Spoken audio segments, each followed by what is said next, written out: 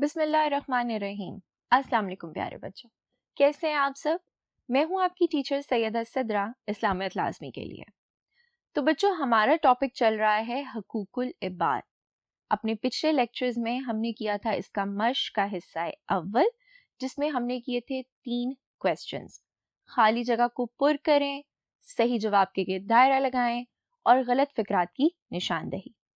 चलिए बोर्ड की तरफ बढ़ते हैं और अपने आज के सवालात के जवाब करते हैं। हाँ जी, तो बच्चों आज हम करेंगे अपना सवाल नंबर 1, जो कि है सवालात के जवाब लिखिए। चलिए देखते हैं हमारा आज का पहला सवाल क्या है। हकूकुल इबाद से क्या मुराद है। तो जिन जिन बच्चों ने तो अपना टॉपिक, अपना चैप्टर रिवाइज किया है, उनको तो यकीनन पता होगा कि हकूकुल इबाद से क्या मुराद है। चलिए बच्चों, अब देखते हैं इसका जवाब, जो कि है हकूकुल इबाद का मतलब है बंदों के हकूक।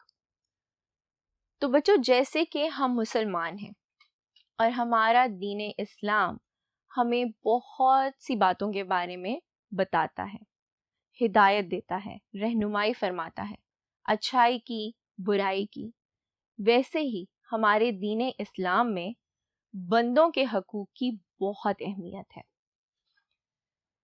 चलिए बच्चों, अब देखते हैं अपना सवाल नंबर 2, जो कि है वालिदैन के हकूक के बारे में। अब हम बढ़ते हैं अगले बोर्ड की तरफ और अपना बकिया का सवाल देखते हैं। हाँ जी बच्चों, तो मैं सवाल नंबर 2 आपके लिए रिपीट कर देती हूँ।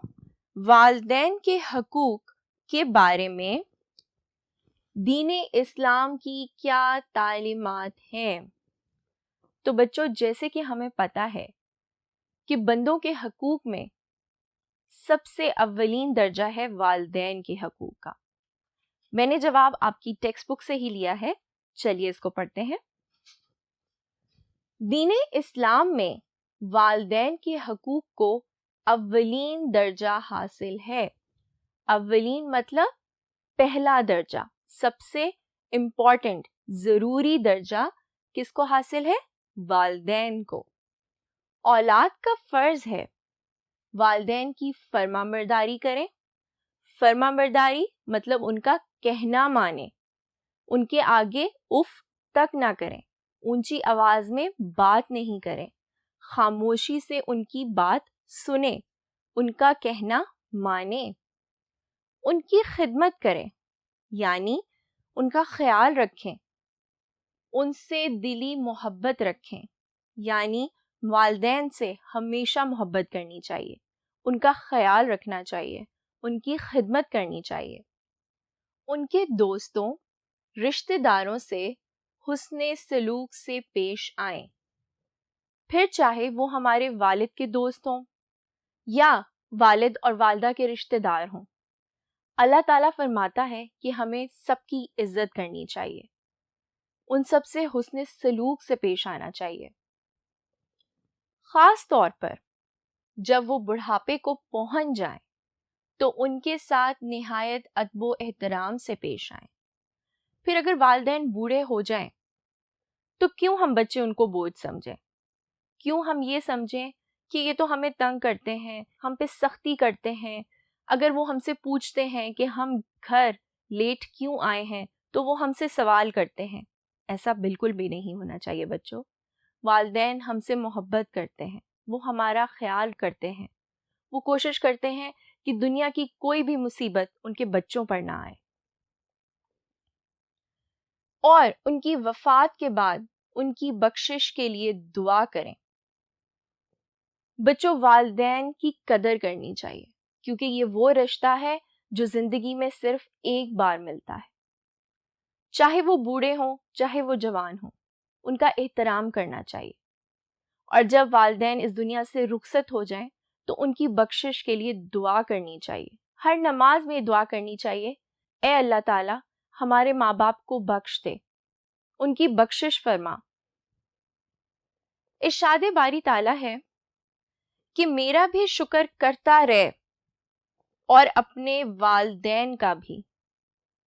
تو دیکھا اپنے بچوں کہ جب ہمارے رب نے اس چیز کو واضح الفاظ میں بولا ہے کہ اگر اے انسان تو میرا شکر ادا کرتا ہے تو تو اپنے والدین کا بھی شکر ادا کر، کیونکہ اگر میں تجھے تخلیق کرنے والا ہوں، میں تجھے پالنے والا ہوں، تو تیرے رزق کا فیصلہ بھی میں ہی کروں گا، اور تو اپنے والدین کا ہر لحاظ سے شکر ادا کر، کیونکہ وہ تجھے پالتے ہیں، تیری پرورش کرتے ہیں، تیری نشو و نما کرتے ہیں، تجھے بڑا کرتے ہیں، تجھے تعلیم دیتے ہیں۔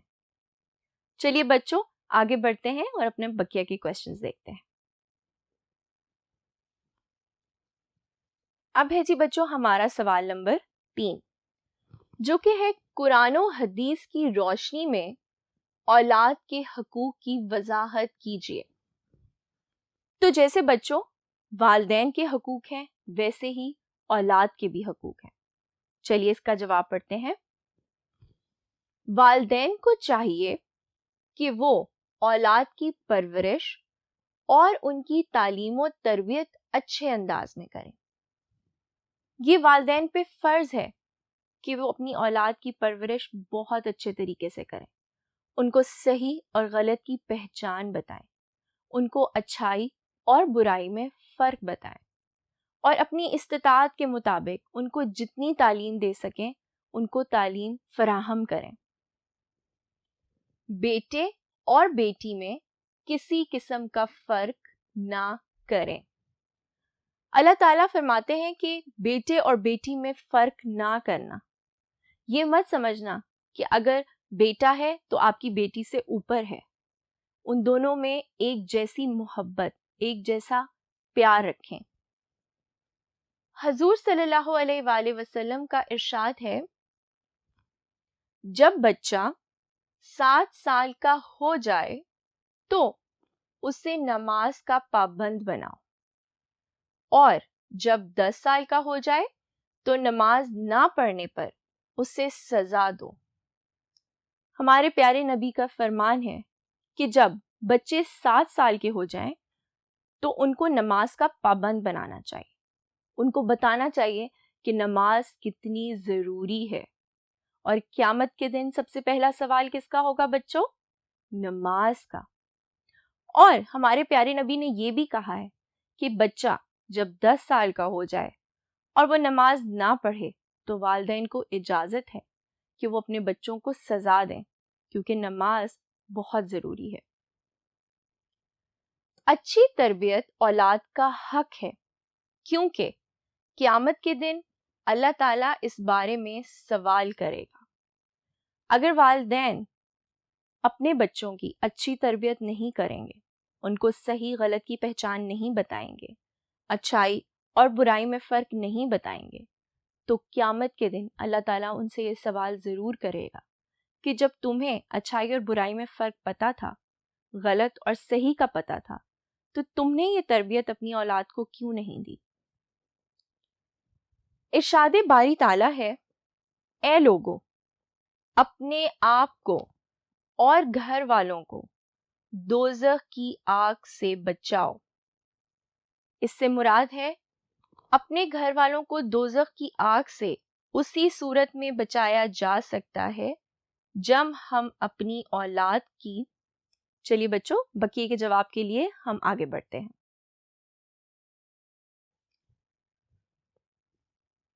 جب ہم اپنی اولاد کی تربیت اسلامی اصولوں پر کریں، تو بچوں جیسے ارشاد باری تعالیٰ تھا کہ اپنے آپ کو اور اپنے گھر والوں کو دوزخ کی آگ سے بچاؤ، اس سے مراد کیا ہے کہ ان کو دین اسلام کی تربیت دو، ان کو نماز کا پابند بناؤ، ان کو قرآن مجید پڑھنے کی تلقین کرو، روزے رکھنے کی تلقین فرماؤ۔ تو یہ ساری وہ باتیں ہیں بچوں جو ماں باپ پہ فرض ہیں کہ وہ اولاد کی تربیت اسلامی اصولوں پر کریں۔ استطاعت کے مطابق ان کے خوراک اور لباس کا انتظام کریں۔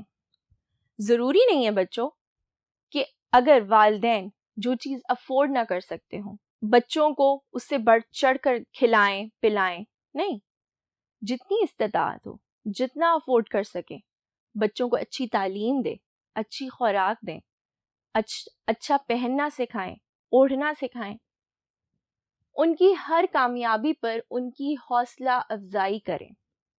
پھر وہ کسی بھی فن میں ماہر ہوں، چاہے وہ کسی قسم کا کھیل ہو، چاہے وہ آرٹس ہو، چاہے وہ پڑھائی ہو، ہمیشہ ان کی حوصلہ افزائی کریں اور ان سے ایسا سلوک نہ کریں جس سے ان کی تذلیل ہو.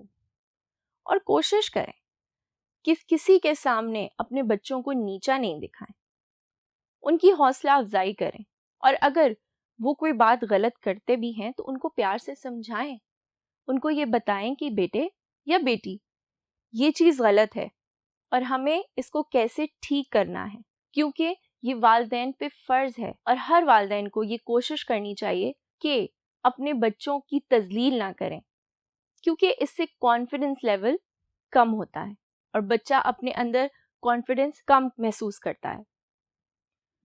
اب دیکھتے ہیں جی سوال نمبر 4.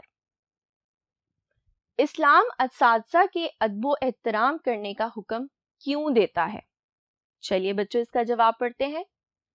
اسلام اساتذہ کے ادب و احترام کا حکم اس لیے دیتا ہے کیونکہ انسان کا سب سے بڑا معلم اللہ تعالی خود ہے. تو جب انسان کا سب سے بڑا معلم ہمارا خالق ہے، ہمارا رب ہے، ہمارے اللہ تعالیٰ ہیں، تو کیوں نہیں ہر انسان کا یہ فرض ہے کہ وہ اپنے استاد کا احترام کرے، اس کا ادب کرے.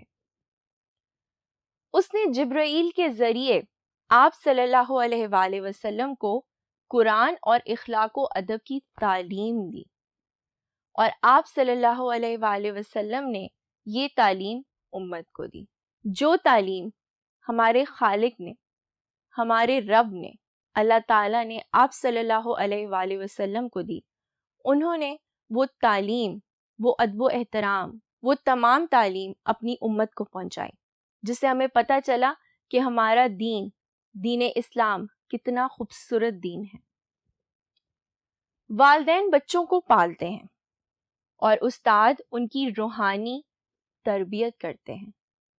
اسی لیے استاد کو کہتے ہیں روحانی باپ، اور جو استانی ہوتی ہے اس کو کہتے ہیں روحانی ماں. وہ بچوں کو تعلیم کے زیور سے آراستہ کرتے ہیں، کیونکہ وہ بچوں کو تعلیم دیتے ہیں. جب آپ کلاس میں جاتے ہیں تو آپ کے پیرنٹس تو نہیں آتے نا آپ کو پڑھانے، وہاں کون ہوتا ہے؟ ٹیچر ہوتی ہیں یا ٹیچر ہوتے ہیں. ان کے اخلاق سنوارتے اور زندگی گزارنے کے ادب سکھاتے ہیں. وہ آپ کو بتاتے ہیں کہ آپ نے کس طریقے سے بات کرنی ہے. آپ نے اگر کسی کو تھینک یو بولنا ہے تو کب بولنا ہے، آپ نے کسی کو سوری بولنا ہے تو کب بولنا ہے.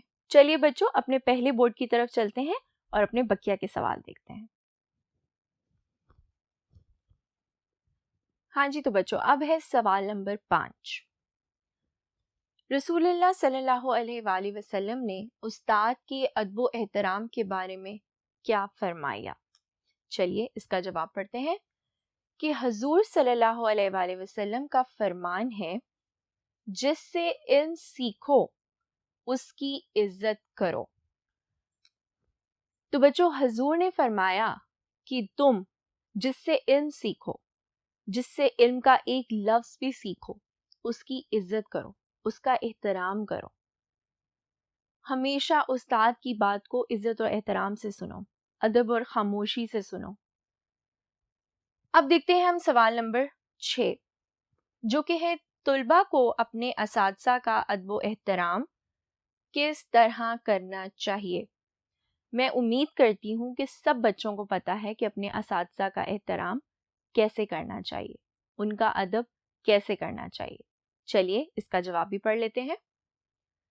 استاد کو سلام کرنے میں پہل کرنی چاہیے.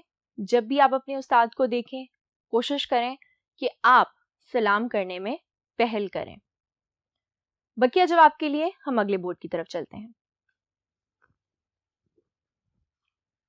ہاں جی تو بچوں استاد کو سلام کرنے میں پہل کرنی چاہیے. استاد کو نہایت خاموشی اور ادب سے سننا چاہیے. جب بھی استاد کوئی بات کر رہا ہو، کوئی لیکچر ڈیلیور کر رہا ہو، آپ کو کوئی بات سمجھا رہا ہو، تو ان کو ادب و احترام سے سننا چاہیے۔ جب بھی استاد کا ذکر آئے، اس کا احترام سے ذکر کیا جائے۔ پھر چاہے آپ اپنے دوستوں میں بیٹھے ہیں، آپ اپنے والدین کے ساتھ بیٹھے ہیں، آپ اپنے بزرگوں کے ساتھ بیٹھے ہیں، اگر کسی بات میں بھی آپ کے استاد کا ذکر آیا ہے تو کوشش کریں کہ عزت اور احترام سے ان کا نام لیں، ان کی خدمت کی جائے۔